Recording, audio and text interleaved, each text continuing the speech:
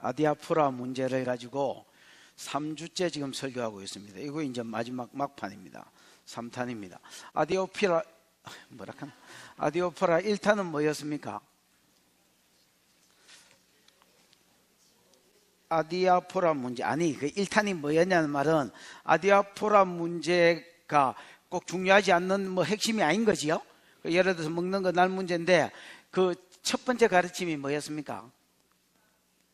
5절이다 캐라 그냥. 첫 번째 답이 뭐였습니까? 5절입니다. 각기 자기 일을 확정해라는 거지요. 뭐 예를 들어서 나는 뭐 음식 문제 먹겠다, 우상제물 먹겠다, 나는 나를 이렇게 여기겠다. 각각 자기 일을 확정하는 거지요. 그 다음에 그 일을 함에 있어서 자기하고 확정이 다른 사람들을 뭐하지 않는 겁니까? 비판하고 판단하지 않는 것이지요. 그 다음에 아디아포라 문제 2탄은 내용이 뭐였습니까? 지난주 거. 믿음이 강한 자는 자유가 있다 했지요. 예를 들어서 성경 지식에서 깨달음에서 온 자유가 있다 했지요. 음식을 먹을 수 있는 자유, 우상제물을 먹을 수 있는 자유, 이런 게 있다 했지요. 있지만은 자기 길을 확정하고 비판 안 하는 거는 제일 기본 단계고요. 그 다음에 이제 2탄으로 아디아포라 문제에서 요구하는 게 뭐냐면, 믿음 강한 자는 자유가 있지만 그 자유를 가지고 남을 넘어뜨리는 데 쓰지 말라는 겁니다. 내가 자유가 있다고 해서 막 교회에서 그냥 보는 데서 다 먹어버리면, 믿음이 약한 자들은 자기는 이거 먹을 만한 믿음이 없는데, 자유가 없는데 이 줄마지고 먹으니까 막 같이 그냥 따라 먹다가 자빠지고 넘어지는 수가 있다는 겁니다. 그래서 내 자유가 다른 사람 넘어뜨리는 데 사용되게 하지 마라. 왜 그래야 되는데? 오히려 그 사람한테 맞춰주라는 겁니다. 왜 그래야 되는데? 하나님 나라 핵심이 있다 했지요. 하나님 나라 핵심은 먹는 것과 17절인가? 먹는 문제나 마시는 문제에 있는 것이 아니다. 그게 하나님 나라의 본질과 핵심이 아니다. 그건 뭐냐? 성령 안에서 내가 점점 어려워지고, 예수를 믿어서 칭의뿐만 아니라 내 삶이 점점 하나님 닮아서 어려워지고, 그 다음에 평강, 내 안에 평강이 아니다 했지요. 평화다 했지요. 다른 사람하고 평화를 누려. 먹는 문제로 맨날 싸운다면 본질을 잃어버리는 거다. 아디아포라 문제 때문에 본질을 잃어버릴래. 그 다음에 희락을 누리는, 성령 안에서 내가 기뻐하는 것이다. 맨날 싸워서 하면 뭐 기쁨 믿겠습니까, 여러분? 그래서 이런 세 가지를, 본질을 추구하면서 신앙생활을 한다면 하나님도 기뻐하는 신앙이 되고, 그 다음에 사람한테도 뭐를 받는다? 칭찬을 받는다 했지요. 장로가 아니고 짱로가 된다 했지요. 우리 장로님 짱이다, 뭐 이렇게 되는 겁니다. 자, 오늘은 아디아포라 문제 3탄입니다. 이 3탄, 오늘은 이야기하는 게 뭐냐면, 믿음 강한 자가 처음에 비방하지 마라, 이게 1탄이라면 2탄은 다른 사람한테 맞춰주라, 이거라면 3탄은 믿음 강한 자가 오히려 믿음 약한 자의 약점을 담당해 주라는 겁니다. 이 담당해라는 말을 뭐 여러 가지로 표현할 수 있지만은 좀 더 막 그냥 구체적으로 하나만 딱 찍으라면 업그레이드 시켜주라는 겁니다. 이 사람의 믿음도 네 수준이 되도록 그 사람을 뭐 해주라고요? 오히려 이끌어 주라는 거예요. 네가 담당해라. 네가 짊어지고, 그 사람이 연약한 부분을 네가 짊어지고, 네가 그 사람을 책임지고 업그레이드 좀 시켜줘라. 이게 아디아포라 문제를 다루면서 강한 자에게 요구하시는 세 번째 요구입니다. 무슨 말인지 알겠습니까? 그러면 또 질문이 나오겠지요. 늘 이 질문을 하고 있습니다, 여러분. 아디아포라 1탄에도 뭐 예를 들어서 뭐 다른 사람 비난하지, 생각이 다른 사람 비난하지만 왜 그래야 되는데? 라고 했을 때 심판대 앞에 네가 설 것이다. 그리고 네가 한 일을 직구하게 될 것이다. 두 번째도 믿음 강한 자가 네 자유를 다른 사람한테 오히려 맞춰주라. 왜 그래야 되는데? 본질이 아니다. 그 다음에 지금은 믿음 강한 자가 오히려 믿음 약한 자를 이끌어주라 했지요. 업그레이드 시켜주고 네 수준에까지 끌어주라는 겁니다. 왜 그래야 되는데? 또 그 질문이 나옵니다. 두 가지 대답이 있는데 3절에서 7절까지가 첫 번째 대답입니다. 예수가 너를 믿음 강한 자로 만들기 위해서 그렇게 사셨다는 겁니다. 예수가 자기를 위해서 예수는 살지 않으시고 우리 믿음이 강한 자가 되게 하기 위해서 자기를 버리시고 우리를 키우시기 위해서 자기를 기쁘게 하지 않고 자꾸 우리한테 맞춰서 희생해 주셨다는 겁니다, 여러분. 그 다음에 두 번째는 8절부터 13절까지인데, 이렇게 사는 것이 이 마지막 시대에 하나님의 계획이고 뜻이다라는 겁니다. 유대인과 이방인이 함께 잘 달려가는 거. 그 다음에 여러분, 그 믿음 강한 자와 믿음 약한 자가 함께 잘 달려가는 것이 이 마지막 시대 천하 만민이 복받는 대로 돌아오는 이 말세를 향한 하나님의 뜻이다라는 겁니다. 무슨 말인지 알겠습니까? 좀 이제 들어보면 뭔 말인지 이해가 올 겁니다. 아직 안 온 분은 가셔도 되고, 원래 여러분 뭐 공부 다 한 사람은 가도 됩니다. 이제 무슨 말인지 알겠다 이런 사람은 뭐 그래도 가면 안 되겠네. 1절 시작. 믿음이 강한 우리는 마땅히 믿음이 약한 자의 약점을 담당하고 자기를 기쁘게 하지 아니할 것이라. 믿음이 강한 자는 이래 돼 있지요. 여러분, 믿음이 강한 자 누구겠습니까? 예를 들어서 성경도 많이 깨달은 사람, 아까 날 문제라면 그래서 날에 대한 개념도 있고, 제사 음식이라면 제사 음식에 대한 개념도 딱 잡혀 있고, 이런 사람들, 은사라면 은사도 강하고, 친밀감이라면 뭐 미지의 신이 아니라, 믿음이 약한 사람은 하나님 미지의 신입니다, 여러분.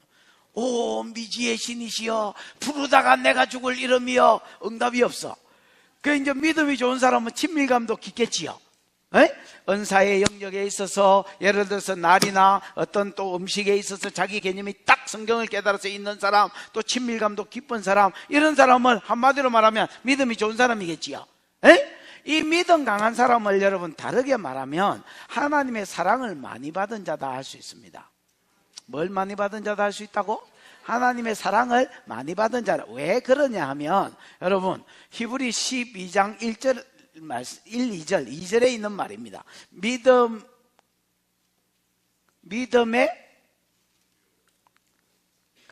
12장 2절이 뭐야? 믿음의 주요 또한 온전케 하시는 이신 예수를 바라보자. 믿음의 주요라는 말은 아르케라는 말인데, 주요 이 말이 주님이라는 말이 아닙니다, 여러분. 믿음을 시작케 하시는 분이다라는 말입니다. 믿음을 시작케 하시는 분이요, 또한 온전케 하시는 분이라는 말은 내 믿음을 완성시키실 분이란 말입니다. 여러분, 믿음은 내게서 난 게 아닙니다, 여러분. 믿음은 들음에서 나는데, 들었다고 다 믿어지는 게 아닙니다. 하나님이 성령을 부어주셔서 그게 믿어지게 하시는 겁니다, 여러분. 그래서 내 믿음이 생기게 하는 것도 주인도 하나님이요, 시작케 하시는 분도 하나님이요, 완성시키실 분도 하나님입니다. 그러므로 내가 믿음이 완성됐다 할 놈은 없어도 믿음이 커졌다면 이건 하나님의 은혜를 많이 받은 자입니다. 믿음이 강한 자는 마땅히라는 말이 그 뒤에 있지요. 이 마땅히라는 말이 왜 마땅히라고 번역이 됐는지 모르겠지만은, 이 마땅히라는 말은 의무, 빚이라는 말입니다, 여러분. 믿음이 강한 자는 의무가 있고 책임이 있고 뭔가 갚아야 될 빚이 있다는 것입니다, 여러분. 왜? 하나님의 은혜를 많이 받았으니까. 여러분, 우리가 아가페의 사랑을 받은 자는 다른 형제를 못 갚는 데 있죠, 이 빚은. 다른 형제를 사랑함으로 갚는 것이 되지요. 빚이 있다는 겁니다, 여러분.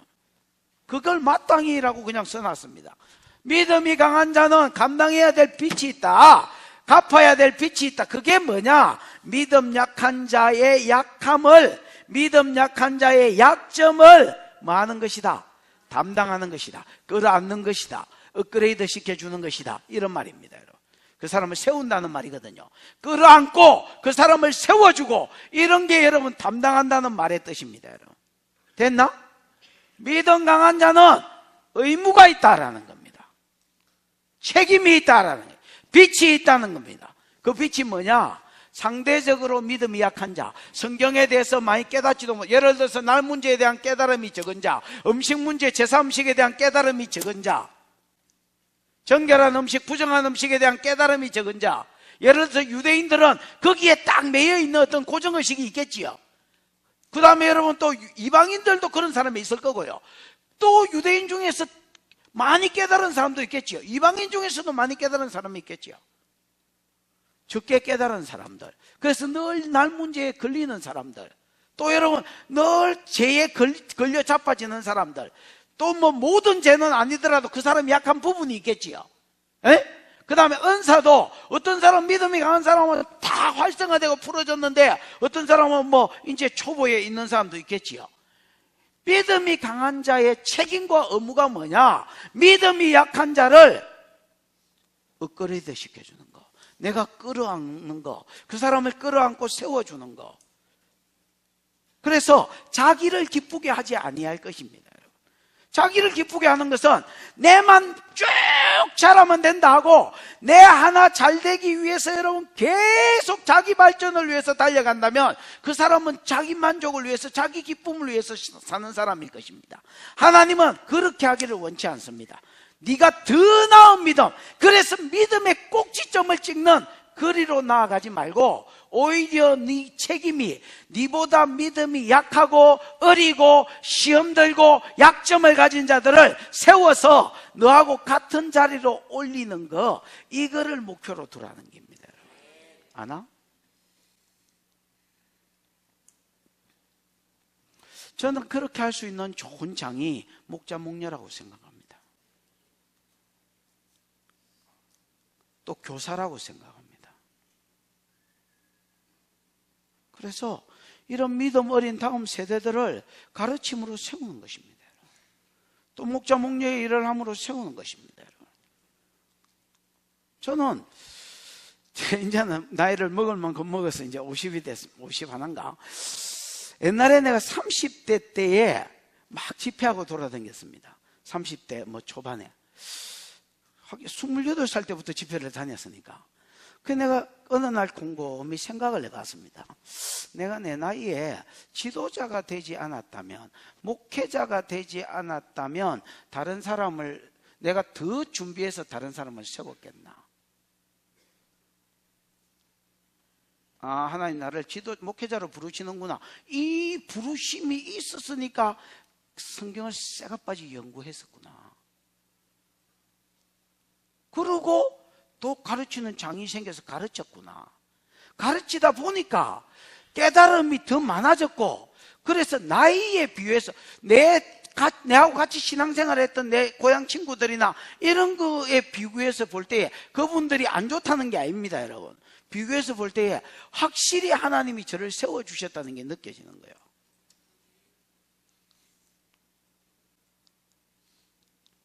여러분, 목자 목녀가 돼서 다른 사람을 세우다 보면 그때 내가 더 잘하는 겁니다. 내가 나를 기쁘시게 해서 꼭지점을 찍는 게 아니라. 그래서 믿음이 강한 자는 마땅히 해야 될 빛이 있다는 겁니다. 그게 뭐냐? 믿음 약한 자를 세우고 그 약점을 끌어안아주고 그 사람들을 업그레이드 시켜주는 것, 자기를 더 이상 기쁘게 하지 않는 것입니다.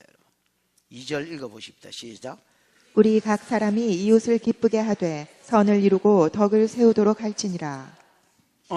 우리 각 사람이, 여기 우리 각 사람은 믿음이 좋은 사람을 이야기하겠지요. 그 다음에 여러분, 이웃을 하는 것은 물론 옆에 있는 사람이 이웃이시겠지만 여기 이웃은 누구겠습니까?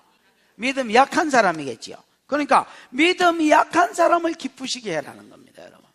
아까 앞에 말하고 1절하고 연결을 시키면 믿음 강한 자가 누구를 기쁘게 하는 게 아니라 자기를 더 업그레이드 시키고 자기를 더 높여서 자기가 더 좋아지고 자기가 더 뭐 행복해지는 것이 아니라 믿음이 오히려 연약한 사람들을 더 세움으로 뭐하게 해라는 겁니까? 그 사람이 기쁘게 해라는 겁니다. 그 다음에 원어를 정확하게 번역을 하면 2절에 선을 이루고 덕을 세울지니라 이 말 있지요. 이 말은 여러분 뭐 하기 위하여 이렇게 돼 있습니다. 원어에는. 그럼 여러분 뭐 하기 위해서? 선을 이루기 위해서, 그 다음에 덕을 세우기 위해서 이렇게 돼 있습니다. 선을 이룬다라는 것은 아가돈인가 뭐 그런데, 아가돈은 여러분 영어로 하면 뭐 굿입니다. 굿 뭐 이런 거 있잖아요. 좋게 하기 위해서. 누구를 좋게 하기 위해서? 그 사람, 믿음 연약한 사람이 더 좋아지게 하기 위해서. 그 다음에 교회에 뭘 세우기 위해서? 덕을 세우기. 여러분, 덕을 세운다는 말은 가만히 있어 봐라. 덕을 세운다. 오이코스 플러스 세운다라는 말입니다. 오이코스가 여러분 집이라는 말이거든요. 맞지요? 이 집은 여러분 하나님의 우리 집을 이야기하는 게 아니고 하나님의 교회를 이야기합니다. 그래서 우리가 덕이 되게 해라 이 말은 개인 관계를 이야기하는 게 아니고요, 교회 전체가 세워지고 교회 전체가 유익하면 덕이 된다 이런 표현을 씁니다. 무슨 말인지 알겠지요? 그러면 여러분 왜 우리 믿음 강한 자가 믿음 약한 자를 더 기쁘게 해야 되고 더 세우고 자기를 기쁘게 하지 알아야 되느냐? 그 사람을 좋게 하기 위해서, 그 다음에 교회에 뭐를 세우기 위해서? 교회의 덕을 세우기 위해서. 여러분 우리 믿음 강한 자들이 전부 믿음 약한 자들을 세워준다면 이거는 여러분 오이코스가 세워질 것입니다. 그렇게 되면 결과적으로 뭐가 세워지겠습니까? 교회가 튼실해지겠지요. 지금 여러분 교회의 믿음, 교회는 선교단체하고 다릅니다. 선교단체는 어느 정도 수준이 있는 사람들이 선교라는 방향을 가지고 모여있기 때문에 수준이 있지만 교회는 그렇지 않습니다. 천차만별입니다. 믿음 강한 자는 진짜 강하고 약한 자는 형편없고.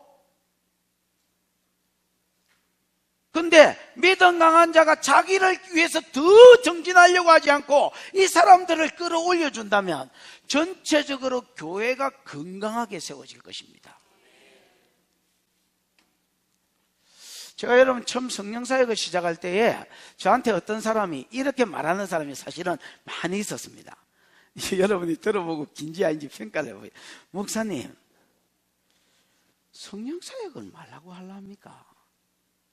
내가 보기에 목사님은 설교만 가지고 교회를 쭉 끌고 가면 훨씬 더 많이 모일 수 있다. 고신에서 막 성령사역 해가지고 이거 막 문제가 되도록 막 하지 말고, 그러면 성도들도 막 이단 시비가 붙으면 믿음 약한 것들은 떨어진다. 그러지 말고 목사님 말씀이라는 장점이 있으니까 계속 그걸로 끌고 가라. 이렇게 저한테 조언해 주는 사람이 굉장히 많았습니다. 여러분 이제 요셉이 자기 아들 므낫세와 에브라임을 축복받으려고 복받게 하려고 아버지 이 아들을 보아서는 할배지요. 할배 야곱한테 데리고 왔을 때 야곱이 소경이었지요. 그래서 딱 얹게 좋도록 므낫세가 우수에 가도록 에브라임이 자수에 가도록 이렇게 하니까 이 영감제에게 1에 올렸지요. X자를 올려. 그러니까 요셉이 이것도 신령한 사람인데 요셉도 잘 이해를 못했죠. 그래서 아버지 얘가 장자니 얘한테 우수를 올리소서 이렇게 하니까 이 눈 오는 아버지가 아들아 안돼, 너도 안돼 이렇게 이야기했습니다. 여러분, 그냥 몰라서 이렇게 하는 게 아니라는 겁니다. 그래서 내가 이런 소리를 많이 들었을 때에 내가 그렇게 이야기해요. 목사님 저도 압니다. 이야, 핸드폰 임자? 예. 집사님 한 2만 원? 예. 거기다가 핸드폰 감사헌금 이렇게 쓰시고, 뭐하다 이래 됐지요? 나도 안다. 내가, 목사님, 나도 압니다. 자, 지금은 여러분 10년 동안 성령사역 간다고 말씀을 많이 못 들여다봐서 그렇지, 10년 전만 해도 66권의 말씀이 여러분 웬만한 거는 머리에 다 있었습니다. 여러분 털면샤 이런 거 있잖아요. 왜? 지금은 안 그렇습니다. 지금은 뭐 도대체 어디에 뭐가 붙었는지 진짜 뭐 모르겠습니다. 근데 그렇게 되면 양결 중심의 교회가 된다. 만약에 그래서 수천 명이 모였다 해도 수천 명이 저만 쳐다보는, 무슨 말인지 이해가 왔습니까?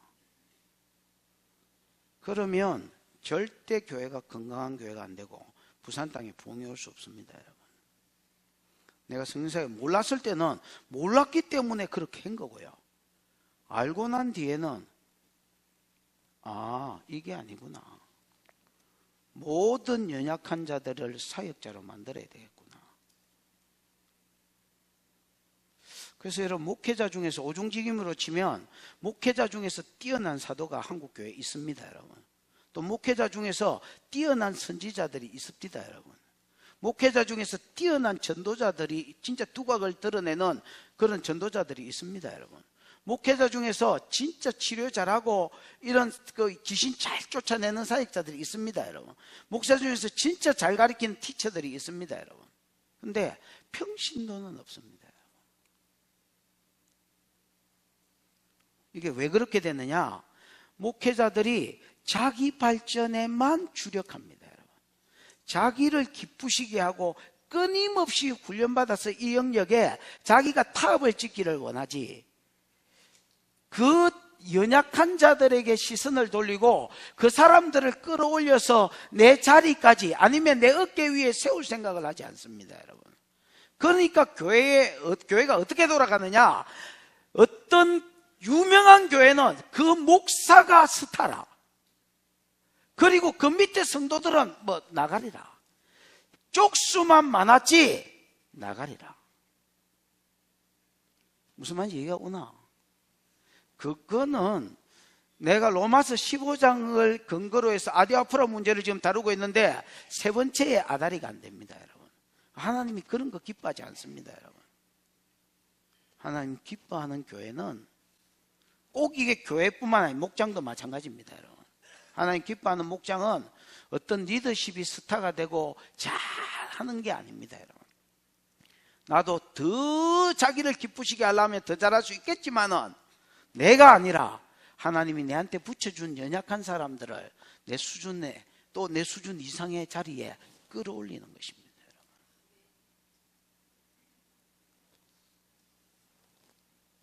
이렇게 가르치면 또 이렇게 말하는 것들이 있습니다, 여러분.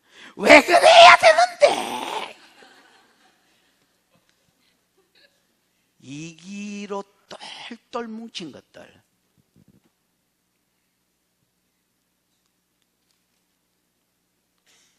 이기적인 인간들, 교회를 위해서 수고할 줄 모르는 것들, 왜 그래야 되는데? 왜 그래야 되는지 눈가리를 크게 뜨고 봐라. 3절이다.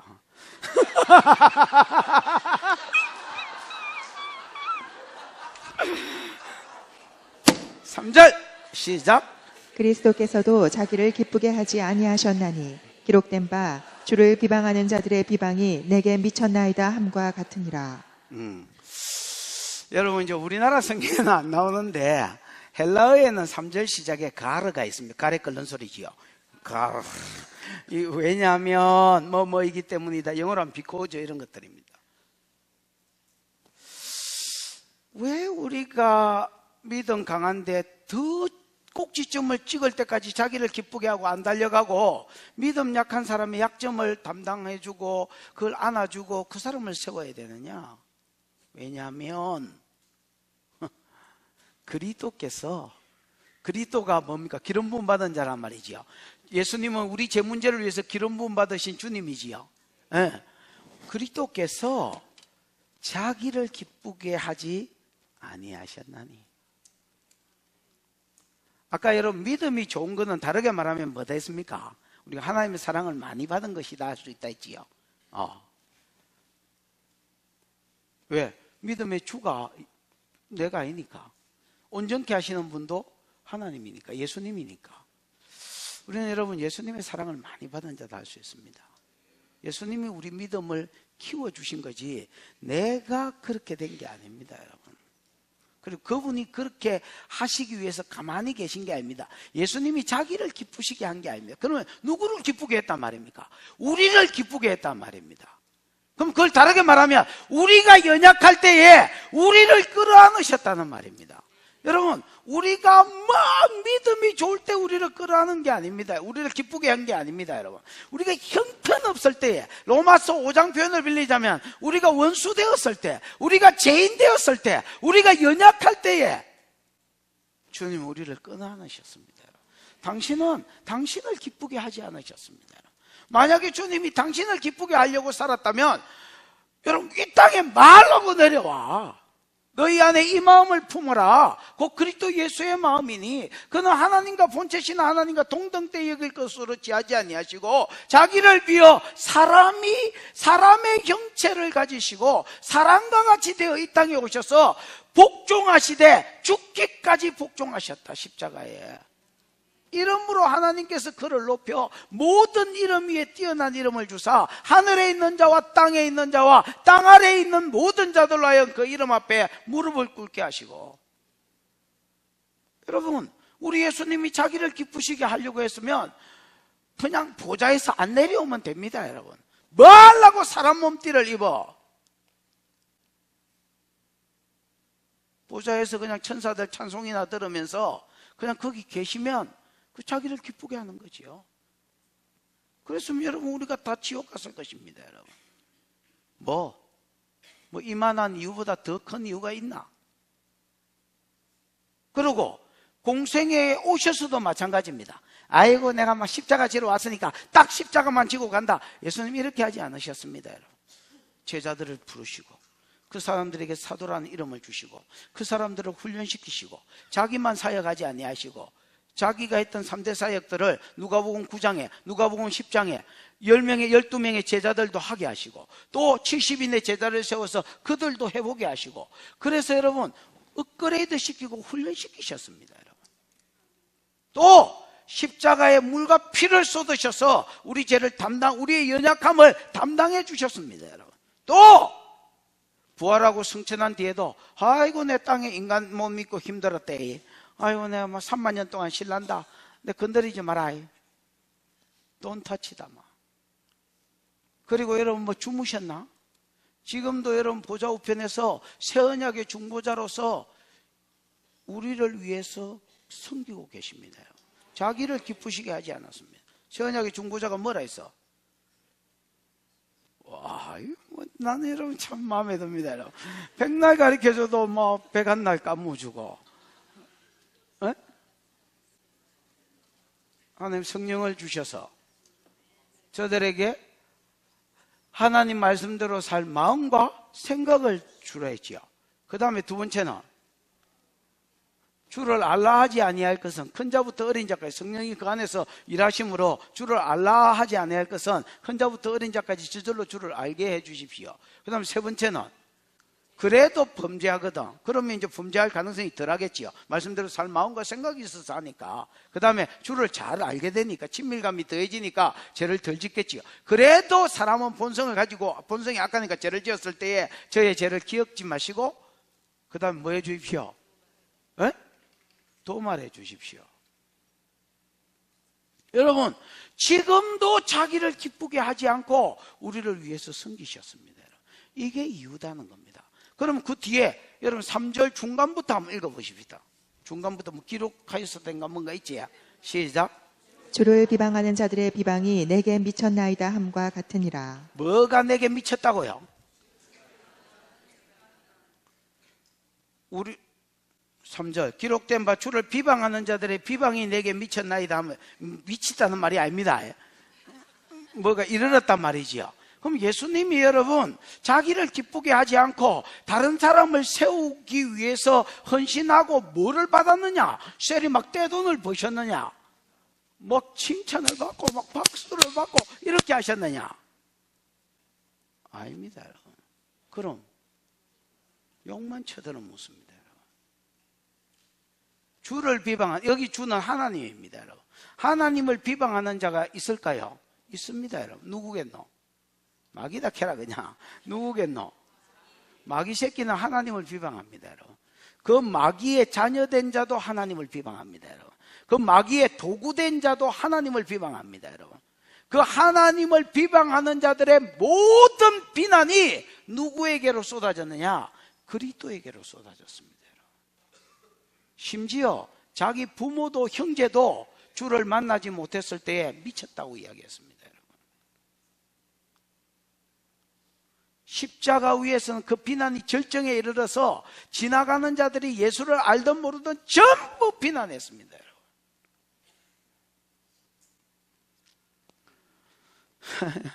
여러분, 믿음 약한 자들이 믿음 강한 자를 제대로 딱 세울라 해봐라. 성경적으로 교회를 제대로 만들라 해봐라. 막 박수가 오는 줄 아나? 앞에 가는 놈이 돌 맞는다고 돌이 날라온다. 야, 비난이 날라오고. 아나?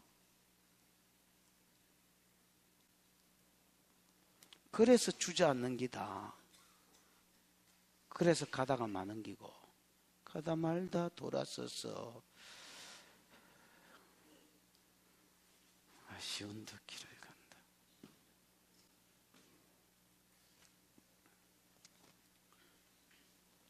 사람한테는 욕을 쳐들어 먹었는데 하나님이 그를 높이셨다. 그 일이 다 끝난 뒤에 너희 안에 이 마음을 품어라 8절까지 이야기해 놓고, 이름으로 하나님이 모든 이름 위에 뛰어난 이름을 주사 이렇게 되신 것이다. 여러분, 여러분이 더 높은 믿음의 꼭지점을 찍을 수 있겠지만은 그렇게 하지 말고 연약한 자의 약점을 담당해주는 성숙한 성도가 되시기를 축복합니다. 4절입니다. 시작. 무엇이든지 전에 기록된 바는 우리의 교훈을 위하여 기록된 것이니 우리로 하여금 인내로 또는 성경의 위로로 소망을 가지게 함이니라. 여러분, 그 앞에 우리가 3절 중간에 기록된 바 주를 비방하는 자들의 비방이 이게 시편 69편 9절 말씀이거든요. 에? 예를 들면 이런 기록들 말이야. 무엇이든지 전에 기록된 바는, 그 앞에 인용 부호가 시편 69편 9절이었으니까 좋은 예를 들자면 옛날에 인용된 모든 구약에 기록한 말씀들은 마로 기록했다고요. 우리의 교훈을 위하여. 이 교훈은 여러분 물론 번역이 좋습니다만 가르침이라는 말입니다. 같은 단어가 디다스케인가 그런데 이 같은 단어가 모든 말씀은, 모든 성경은 하나님의 감동으로 된 거, 교훈과 책망과, 옛날에 상 공부할 때 내가 이 교훈을 가르침이 되지요. 성경의 4가지 기능은 가르침입니다. 그 다음에 책망합니다. 성경만 읽고 있어도 성경이 책망을 합니다, 여러분. 그 다음에 바른 길을 제시해 줍니다. 그 다음에 의로운 사람이 되도록 나를 트레이닝 시켜줍니다. 이 에듀케이션이 아닙니다, 여러분. 교육한다는 말이에요. 트레이닝 시켜줍니다. 그래서 하나님의 사람을 온전케 하고 하나님의 선한 일을 할 수 있는 온전한 사람으로 만들어줍니다, 여러분. 그래서 여기도 교훈, 가르침이라고 하는 게 오히려 더 낫겠습니다, 여러분. 무엇이든지 전에 기록된 바는 우리를 뭐 하기 위해서? 가르치기 위해서 기록된 것이다. 예를 들어서 예수님도 자기를 기쁘게 하지 않고 더 높은 자기의 어떤 기쁜 삶이나 더 자기의 어떤 이상을 향해서 나아가지 아니하시고 우리를 위해서 희생하셨구나. 연약한 자의 약점을 담당해 주셨구나. 이렇게 살 때에 이렇게 살다가 박수를 받은 게 아니라 욕을 쳐들어 잡수셨구나. 이렇게 살다가 욕을 쳐들어 잡수셨지만은 종례적으로 하나님 앞에서는 뭐를 받으셨구나? 영광과 높임을 받으셨구나. 이 모든 구약의 기록들이 뭐 하려고 기록해놨느냐? 우리를 가르치기 위해서, 오늘날 여기 살고 있는 우리를 가르치기 위해서. 그래서 니도 네 자신을 위해서 살지 말고, 네 자신을 더 높은 꼭지점 찍기 위해서 살지 말고 다른 사람의 연약함을 담당해 주면서 살아라. 은혜만 쪽 빼먹고 살지 말고 다른 사람 세우면서 살아라. 아멘.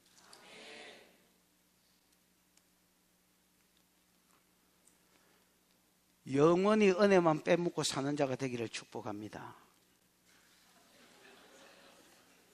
이게 저주다. 아나? 아나? 이게 저주다. 아나?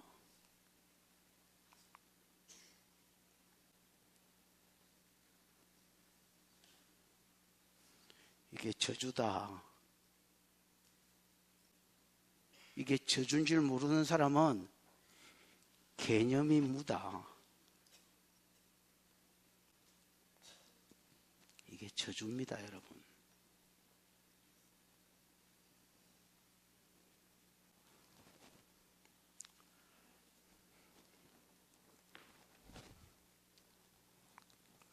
다음에 이거 간격 좀 만들어 놔라, 이거. 지금 만들까? 할렐루야. 무엇이든지 전에 기록된 바는 우리를 가르치기 위해서 기록된 것이니 우리로 하여금 인내로 또는 성경의 위로로 뭐를 가지게 하려 합니다? 소망을 가지게 하려 합니다. 우리를 위해서, 우리를 가르치기 위해서 기록해 놨다는 겁니다.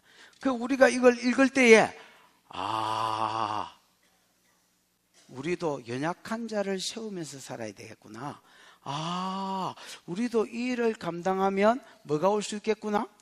하나님을 비방하는 모든 자들, 즉 마귀와 마귀에게 속한 자들의 비방이 우리에게 올 수도 있겠구나. 그럼에도 불구하고 예수가 끝까지 갔을 때 하나님이 그를 높여주셨구나. 그래서 우리도 막 위로를 받고 소망을 받는 기라. 무슨 말인지 알겠습니까? 어떻게 인내해야 될지를 깨닫게 되는 기라. 그러려고 기록해 놨다는 것입니다. 무엇이든지 전에 기록된 바는 우리의 교훈을 위하여 기록된 것이니 우리로 하여금 인내로, 왜? 비방이 온다 했으니까 인내로, 또는 성경의 위로로 뭘 가지게 하려 함이라? 소망을 가지게 하려 함이라. 5절 6절은 여러분 5절 6절은 기도문입니다. 5절 6절은 뭔 문이라고요? 기도문이지 그냥 기록한 것이 아닙니다. 바울이 갑자기 기도해 주는 겁니다. 여러분, 로마서 성도들을 향해서 너희가 이런 삶을 살아라 하다가 갑자기 하나님께 기도하고 있습니다.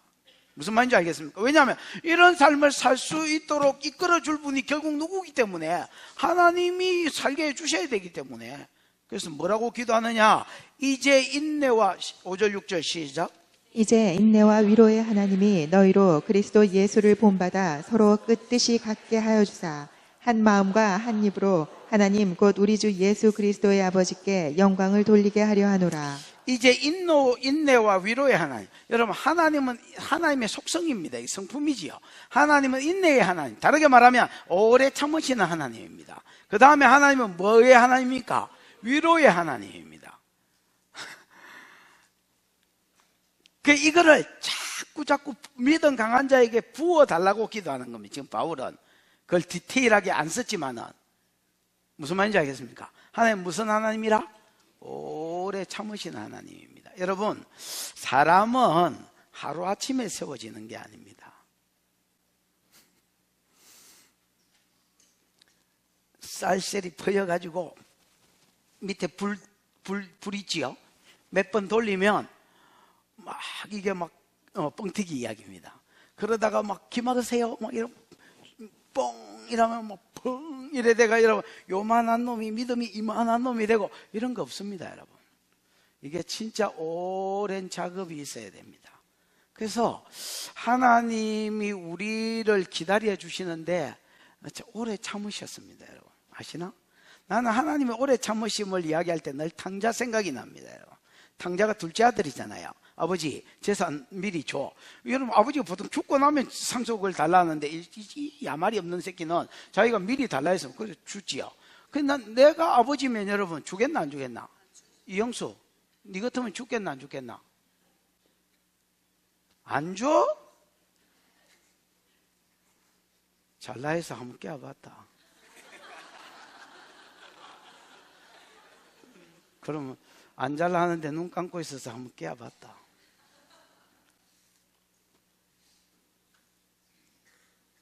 뭔 이야기 하다 이래 됐지? 탕자. 내 같으면 여러분, 어린 반푼이 없는 소리하고 자빠졌네, 이렇게 할까 했가봐요.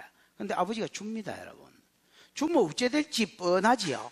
가서 뭐 나이트 가고 뭐 그거 찍고 원나잇 하고 뭐 다 그 비디오입니다. 여러분, 비디오인데 이 아버지가 준 걸 보니까 이 아버지가 돌대가리 같다 내가 보기야. 근데 여러분, 이 아버지가 하나님을 상징하는 그 비유했으니까 비유인데 원래 하나님을 상징하거든요. 근데 왜 줬을까? 하나님은요, 제 마음은 콩밭에 있는데 이거를 시절이 끌고 교회에 앉혀놓는 그런 분이 아닙니다. 여러분, 그럼 어찌 하느냐? 네 가고 싶은 대로 가봐라. 가가지고 원나잇을 하든 뭐 부킹을 하든 무슨 짓을 만명하고 여자하고 놀아보든 해라. 그리고 거기가 얼마나 공허한 곳인지를 봐라.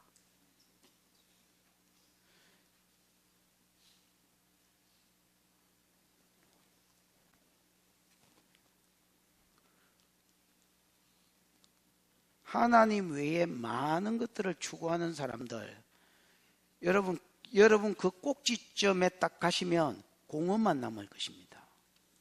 그게 돈이든 백화점이든 뭐든지 간에.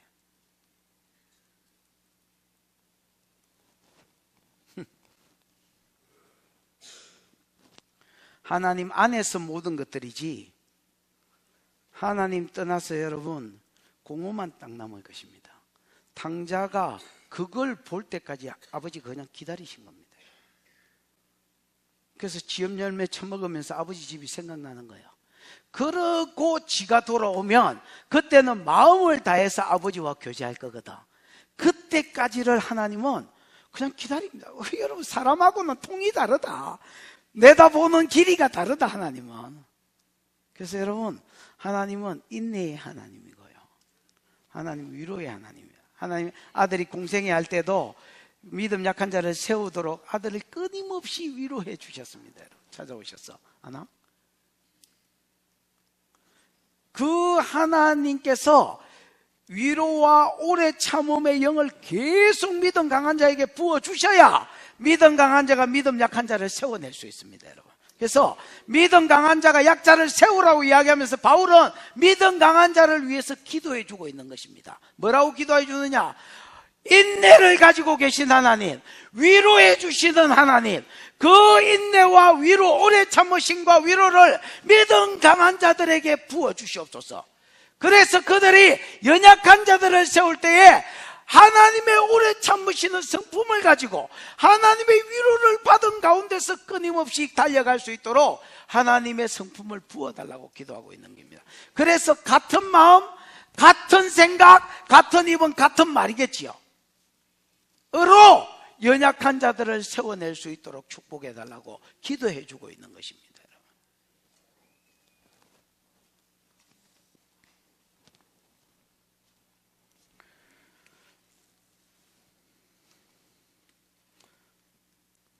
인내와 위로의 하나님이 너희로 그리스도 예수를 본받아 서로 뜻이 같게 하여 주소서. 같은 뜻, 같은 마음, 그 다음에 같은 입, 같은 말이 되지요. 같은 말로 하나님께 영광을 돌려 연약한 자를 세워서 결과적으로 하나님께 영광을 돌려. 7절은 결과입니다. 그러므로니까 결론이겠지요. 에? 왜 우리가 연약한 자를 세워야 되는지 예수에 대해서 이야기하면서 그러므로 시작. 그러므로 그리스도께서 우리를 받아 하나님께 영광을 돌리심과 같이 너희도 서로 받으라. 왜 그래야 되는데? 라고 할 때에 예수가 자기를 기쁘게 하지 않았다는 겁니다. 우리 세우셨다는 겁니다, 여러분. 그런 거로 너희도 그리스도께서 우리를 받아 하나님께 영광을 돌리신 같이 우리를 세우기 위해서 우리를 취하시고 우리 한 사람 한 사람을 믿음 강한 자로 세워주신 같이 너희도 너희끼리 서로 뭐해라? 받아라. 파라람바, 프로스람바노네. 프로스는 뭐 곁에라는 말이거든요. 에? 그 곁에 두고 람바노. 곁에 두는데 여러분 같이 그냥 곁에 있는 게 아니면 이렇게 보는 겁니다, 여러분. 향하여 있는 거지요. 곁에 두고 람바노, 지혜라는 겁니다. 계속 어떤 믿음 연약한 자를 염두에 두고 주목하면서 그 사람을 세워내는 겁니다. 람바노는 지하다, 뭐 받다, 뭐 이런 말이거든요. 그 사람을 받아서 자기 믿음의 수준에까지 올려주는 거. 이게 하나님이 요구하시는, 믿음 강한 자에게 요구하시는 삶이다. 오늘 저와 여러분의 삶 가운데 내만 꼭지점 찍으려 하지 말고 연약한 자들을 세워주는 은혜가 있기를 축복합니다. 자, 두 번째 왜 그래야 되는데 라고 할 때 이유가 나옵니다. 이게 하나님의 뭐다는 겁니까? 이 시대에는 그렇게 사는 것이 하나님의 계획이고 하나님이 세워놓은 뜻이다 라는 겁니다, 여러분. 8절 카톡은 많으이다. 카톡 손 들어보세요. 깨뜨거세요. 손 들어보세요. 예, 많은 직업 있나? 직장생활 하나? 안 하나? 5,000원으로 줄었다. 5,000원. 직장이 없단다. 아직 학생이란데. 8절 시작. 내가 말하노니 그리스도께서 하나님의 진실하심을 위하여 할례의 추종자가 되셨으니 이는 조상들에게 주신 약속들을 견고하게 하시고. 몇 시였지? 어? 반?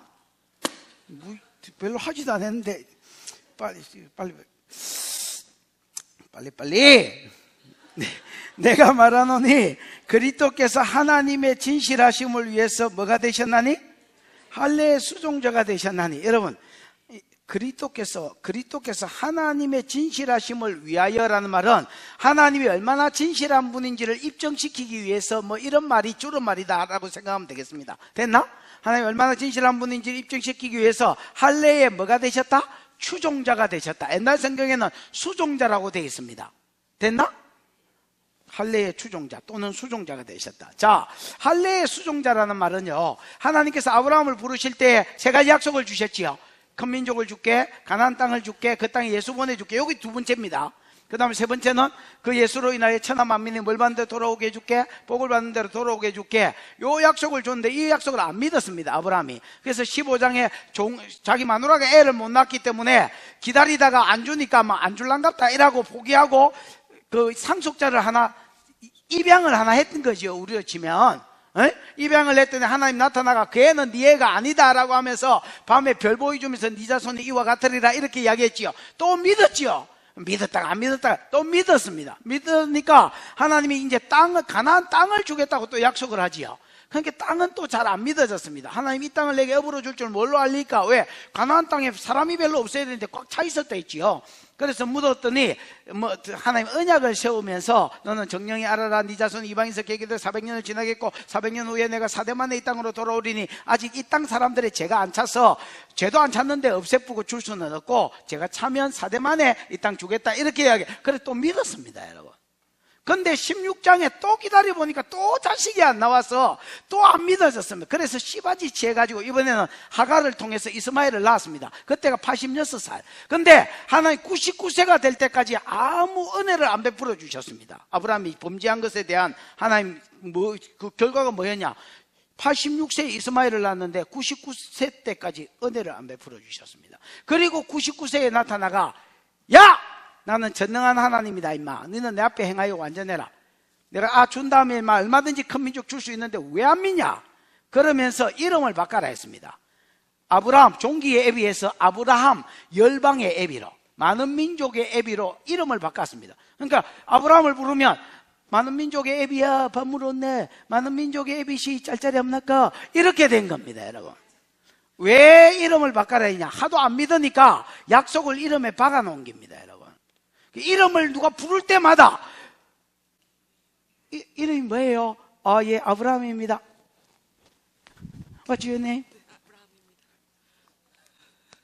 이 센스가 있지요. 녹임이 이래 안 하고 아브라함입니다 이래야지요. 아브라함, 많은 민족의 애비, 우리나라 번역하면 그렇거든. 자식이 많은가 보지요. 아니 빵명인데 많은 민족의 애비라고 이름을 지었나? 왜? 하나님 약속했다는 겁니다. 지금은 없지만은 하나님 약속해. 하도 안 믿으니까 약속을 이름에 박아놓은 겁니다. 그 다음에 할례를 받으라고 두 번째 17장에 13년 만에 나타나가 할례를 받으라 했습니다. 할례는 언약 백성의 표시라고 17장 11절에 할례는 언약 백성의 뭐다? 사인이다, 표시다라는. 언약 내용은 1, 2, 3 이거지요. 언약 백성의 뭐다? 표시가 할례다. 13절에는 이 언약이 네 살에 있어 이렇게 돼 있습니다. 할례는 여러분 포경수술인데 언약의 백성의 사인인데, 내가 요 세 가지 언약을 받은 자라는 사인인데 요 사인이 어디 있다고요? 살에 있다는 겁니다. 남자는 여러분 소변 볼 때마다 자기 생식기 봅니다, 여러분. 보고 싶어서 보는 거 아니고 취미가 있는 것도 아닙니다, 여러분. 그립지도 않습니다, 여러분. 그러나 신 보나 안 보나? 본다 안 하나? 안장로 보나 안 보나? 집중한다 안 하나? 저 사람이 음란한 사람이 아닙니다, 여러분. 이게 뭐 구조상 볼 수밖에 없습니다, 여러분. 볼 때마다 99살까지는 할례가 안 됐거든. 복용수술이 안 됐는데 이거 쑥스럽구만. 이거 막 100살에 깐 거야. 그러니까 이거 상당히 쑥스럽구만. 이게 언약 백성의 표시라는 거야. 무슨 말인지 알겠습니까? 아브라함이 언약의 수종자가, 할례의 수종자가 됐다는 것은 이 언약, 할례는 언약 백성의 표시라 했고요. 이 언약의 내용은 1, 2, 3거든. 근데 예수 당시에는 1, 2는 이루어진 때입니다. 큰 민족은 이미 이루어졌고, 가나안 땅도 주셨고, 그 땅에 예수가 오는 것도 자기가 예수니까 오셨습니다. 맞나?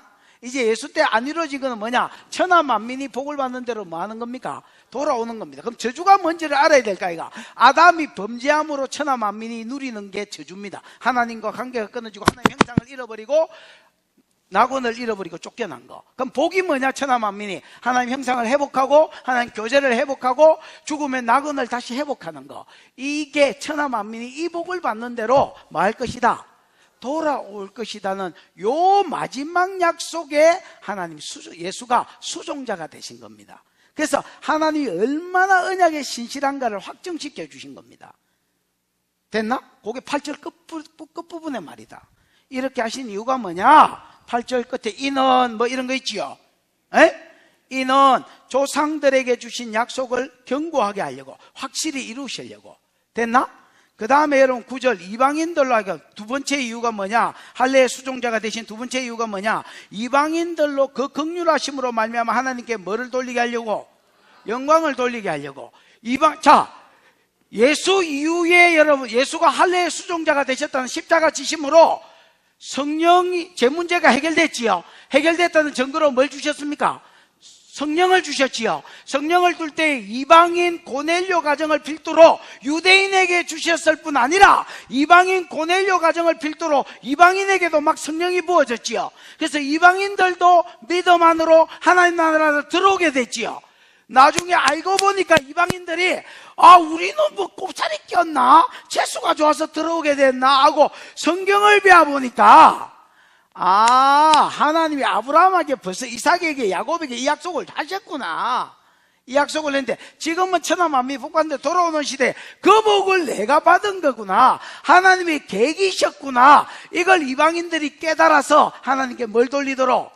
영광을 돌리도록 하려고 할례의 수종자가 되셨다는 거야. 예수가 할례의 수종자가 되심으로 그 뒤에부터는 4개의 구약 성경이 나옵니다. 4개의 구약 성경을 인용한 게 나옵니다. 아나? 그 시대에 지금 우리가 살고 있다는 겁니다. 저 4개의 구약 성경이 뭐냐? 읽어보면 됩니다. 그냥 첫 번째 구약 성경. 그러므로 내가 열방 중에서 주께 감사하고 주의 이름을 말하리로다, 찬송하리로다. 이거는 시편, 니은이지요. 시편 18편 49절. 시편 18편의 내용은 뭐냐면 그러니까 28절부터 읽어보셔야 되는데 앞부분 내용은 뭐 설명할 수 없고요. 지금 시간도 없고요.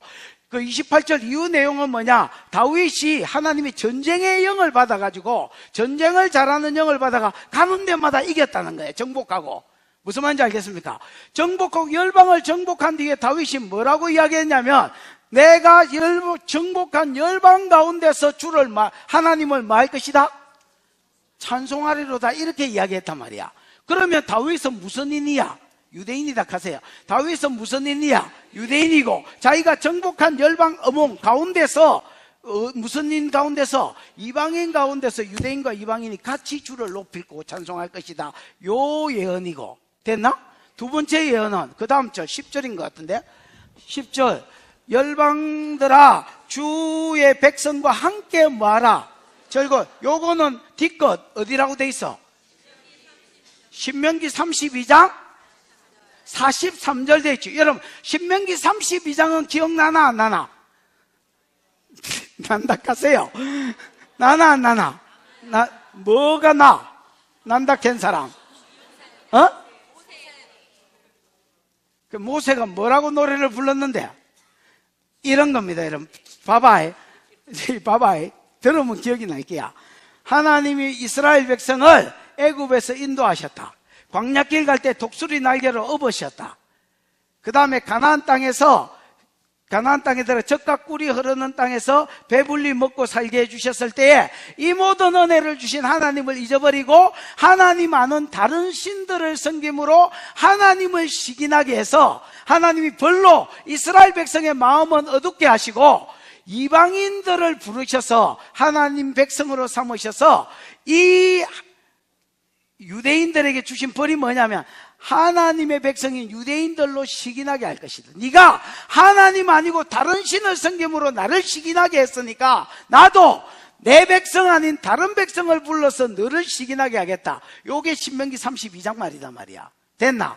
그러나 나중에 이방인들이 다 돌아오고 나면 그 43절 내용이 뭐냐면 그때는 누구도 돌아와서 유대인도 다시 돌아와서 유대인과 이방인이 같이 함께 together 같이 뭐라 하게 될 것이다? 하나님을 찬송할 것이다. 이런 말입니다. 그 다음 세 번째 예언. 세 번째 예언은 어디야? 열방들아 11절 모든 열방들아 주를 찬송하며 모든 백성들아 그를 뭐해라? 찬송해라. 자 여러분 이거는 시편 몇 편이야? 117편은 진짜 은혜로운 장입니다. 2절밖에 없는 장입니다. 거기에 보면 뭐라고 돼 있다고요? 모든 열방들아 주를 찬양하며 모든 백성들아 그를. 모든 열방은 이방인을 가리키고요 모든 백성은 뭘 가리켜? 이스라엘 가리킨단 말이야. 유대인을 가리킨단 말이야. 요것들이 다 함께 찬양하는 게 포인트단 말이야. 네 번째는 이사야가 이랬어요. 이거 이사야 11장 1절에도 나오지만 10절 말씀입니다. 여기는 맞지요? 10절에 보면 이 새의 뿌리 곧 열방을 다스리기 위해서 일어나시는 이가 있으니 여러분 예수는 이새는 다윗의 아버지지요. 예수는 이새의 가지라고 돼야 되는데 왜 뿌리라고 되느냐? 1절에는 가지라고 되어 있습니다. 여러분 1절에는 가지라고 되어 있는데 여러분 예수는 이렇습니다. 예수는요 육신으로는 다윗의 자손 이새의 자손으로 나셨지만은 성결의 영으로 치면 그를 만드신 하나님이기 때문에 뿌리입니다. 여러분 됐지요? 그래서 여기 보면 이새의 뿌리가 일어나서 이 말은 하나님이 사람이 되가 온단 말입니다. 이새의 뿌리 곧 열방을 다스리기 위해서 한 분이 일어나시는데 이분이 열방이 그에게 소망을 두리라. 소망을 두리라는 말은 없고요. 원래 원어의 그 이사야 11장에는 열방이 하나님께로 말 것이다. 돌아올 것이라고 되어 있고 돌아와서 그 뒤에 소망을 하나님께 받고 살겠지요. 그러면 이스라엘만 하나님께로 돌아오는 게 아니고 누구도 돌아온다. 열방이 함께 돌아와서 하나님을 섬긴다는 겁니다. 그래서 이 네 가지 예언이 예수가 할례의 수종자가 되심으로 이 네 가지 내용이 지금은 성취된 때다 말입니다. 그럼 여러분 이게 이야기가 왜 나오냐면 이런 겁니다. 지금 나를 중요하게 여기는 자가 있고 나를 중요 안 하게 여기는 자가 있지요. 그 다음에 우상제물에 대해서 자유하고 먹는 믿음 강한 자가 있고 믿음 약한 자가 있지요. 근데 주로 지금 여기에 있는 믿음 약한 자들은 유대인입니다. 여러분 유대인들은 날에 대해서 워낙 개념이 있으니까 여태까지 살아 수천 년 동안 몸에 빼인 그 조상부 때부터 내려오는 게 있으니까 나를 무시 못하는 거야. 근데 어떤 또 사람들은 무시하는 거야. 다 이루었다고 예수가. 또 여러분 음식도 무시 못하는 거야. 정결한 짐승 부정한 짐승에 대한 워낙 개념이 머리에 딱 박혀놓으니까 예수가 이걸 이루었다 해도 이게 안 믿어지는 거야. 무슨 말인지 알겠습니까? 그래서 믿음 강한 딱 이방인이다, 믿음 약한 자는 유대인이다, 믿음 강한 자는 이방인이다 이럴 수는 없는데 대부분 아디아포라 문제 가지고 싸우는 게 뭐냐면 유대인 중에서 믿음 약한 자들. 왜냐하면 그 당시에는 유대인은 눈을 가릴 시점이기 때문에 몇 명 돌아오지도 않았지만 돌아온 것들도 어벙아 있었단 말이야. 무슨 말인지 알겠습니까? 이런 것들하고 자꾸 갈등 문제를 빚는 거라. 하나님 뭐라 하냐면 자기 일을 확정해라. 이거는 중요한 문제가 아니다. 아디아포라 문제다. 자기 일을 확정하고 지하고 생각이 다른 놈을 비방하지 마라. 두 번째는 네 강한 것 때문에 자유 때문에 다른 사람 넘어뜨리지 마라. 더 업그레이드된 마지막 교훈은 오히려 그 사람도 니처럼 믿음의 수준이 깊어질 수 있도록 데리고 다니면서 차고 앉아가지고 나는 요렇게 된 것이다. 자꾸 이해하고 깨달을 때까지 더 가르쳐줘서 세워주고 무슨 말인지 알겠어? 은사면 또 훈련시켜 네 자리까지 세워주고 또 음식도 요렇게 돼가 요렇게 된 것이다 하고 한 번만 말하면 못 알아듣습니다. 여러분 한 번 말해가 알아들으면 다 목회 뭐 다 성공하지. 한 번만 말해도 울랄랄랄라 이라고 못 알아듣는 것들이 대부분입니다. 그래서 알아들을 때까지 계속 씹어주면 믿음이 들음에서 나니까 이게 알아진단 말이야. 무슨 말인지 알겠습니까? 요렇게 사는 것이다. 왜 그래 살아야 되냐? 라고 할 때 예수가 자기를 기쁘게 하지 않고 연약한 우리를 위해서 수종 들고 살았다. 왜 그래야 되냐? 지금은 때가 천하 만민이 이방인과 유대인이 함께 주를 찬양할 때다. 예수가 할례의 수종자가 되심으로. 무슨 말인지 알겠어요? 이 네 가지가 다 이방인과 유대인이 함께 기뻐하고 함께 하나님을 찬양하고 함께 예배하고 이런 분위기 아닙니까 여러분? 지금은 요런 때다. 뭐가 뭐 음식 문제, 뭐 진리 문제도 아니고 이거 안 믿고 이거 안 행하면 지옥 가고 이런 문제도 아닌 것을 가지고 뭐 믿음이 강하니 약하니 나누어지고 싸우고 이렇게 하지 마라. 그러면 지금 시대가 요 시대인데 유대인과 이방인이 함께 어우러져서 하나님을 예배하는 시대라고 성경에 써놨고 이게 성취되는데 너것만 그걸 역행하는 기다. 무슨 말인지 이해가 왔습니까? 하나님 나라 본질이 아니다라는 겁니다. 여러분. 마지막 절 읽어보고 마칩시다. 시작. 소망의 하나님이 모든 기쁨과 평강을 믿음 안에서 너희에게 충만하게 하사 성령의 능력으로 소망이 넘치게 하시기를 원하노라. 하나님은 소망의 하나님이십니다. 아멘. 그런데 처음부터 소망이 오는 게 아닙니다. 여러분. 처음부터 소망이 오는 게 아니고 뭐가 오느냐? 하나님 기쁨과 평강을 주십니다. 여러분 기쁨과 평강은 17절에 나오는 하나님 나라 본질의 세 가지 중에서 두 가지지요. 맞나? 기쁨과 평강이라고 번역이 되면 안 되고 뭐라고 번역이 됩니까? 평화라고 번역이 됩니다. 자, 우리가 믿음 강한 자가 믿음 약한 자를 오히려 배려해주고 더 세워준다면 함께 우리가 기쁨이 더 충만해지겠지요. 그 다음에 믿음 강한 자와 약한 자가 다투지 않고 평화가 더 생기겠지요. 그럼 하나님 나라를 깊이 누리는 게 된단 말이야. 그러면 그 사람들 생각에 어떤 마음이 드냐면, 교회 안에 있는 성도들이 어떤 마음이 드냐면, 야, 아직 완성되지도 않은 이 땅의 하나님 나라도 이렇게 평화가 있고 이렇게 기쁨이 있는데 완성된 하나님 나라에 우리가 들어갔을 때는 얼마나 우리 가운데 평화가 있고 얼마나 우리 가운데 기쁨이 넘치겠냐. 이게 소망으로 오는 거야.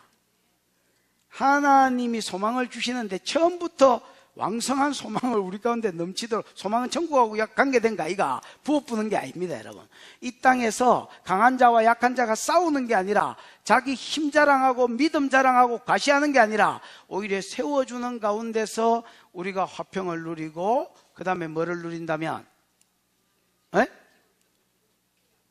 희락을, 기쁨을 누린다면 그 가운데서 하나님이 야, 이 땅의 하나님 나라도 그냥 예비적인 하나님 나라도 그냥 이 그림자적인 하나님 나라도 이렇게 평강이 넘치고 이렇게 희락이 넘치는데 야, 천국에는 어떨까? 이런 소망으로 넘치게 된다는 겁니다.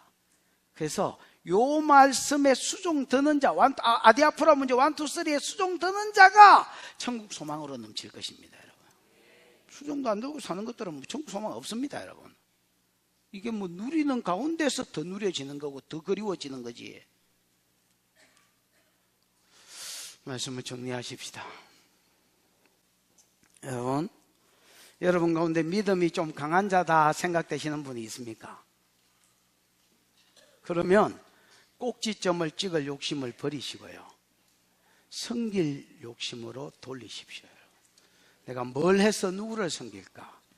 내가 예를 들어서 남편이, 나는 믿음이 좀 되는데 남편이 안 믿어서 셀리드 하기가 목자 목녀 하기가 어렵다.